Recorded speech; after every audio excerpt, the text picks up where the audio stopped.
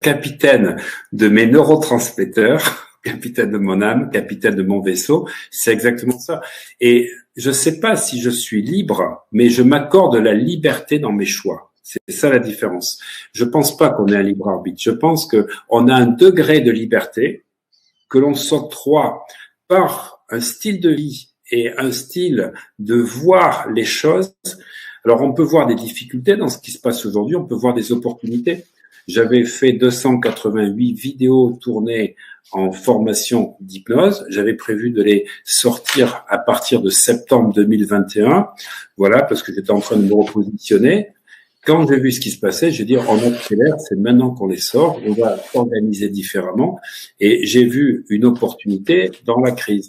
Alors, c'est vrai que pour certaines personnes qui sont totalement touchées, il y a des professions qui sont effectivement complètement perturbées. Eh bien, je compatis parce que c'est pas simple. On a vu arriver un signe noir que personne n'avait prévu. On avait fait des choses à 5 ans, à 8 ans, des prévisionnels. Ça se passe pas comme ça. Eh bien, je vois des restaurateurs qui ont totalement changé leur façon de faire.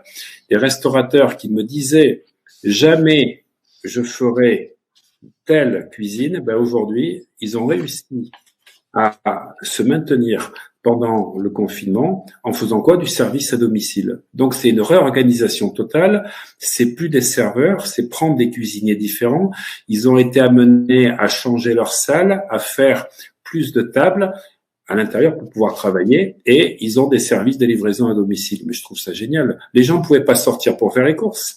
Eux, ils pouvaient pas donc recevoir du monde. Et en fait, l'intelligence, c'est quoi? C'est avant de parler ce que je vais offrir et en quoi je suis bon pour le faire, c'est d'aller détecter les besoins.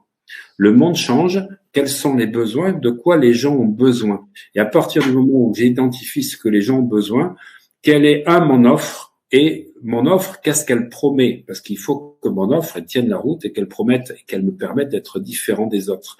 Et bien tous ceux qui vont pouvoir mettre cette équation, on va dire, en action, parce que ça sera pas forcément facile, des fois il faut couper des choses, faire des choix, ben, vous identifiez les besoins, de quoi les gens ont besoin, qu'est-ce que vous pouvez offrir, peut-être que vous n'avez pas les capacités, mais il faut vous former, ou il faut avoir des associés, il faut changer de structure, et après les promesses que vous proposez aux gens, et bien ça c'est le trait tiercé gagnant.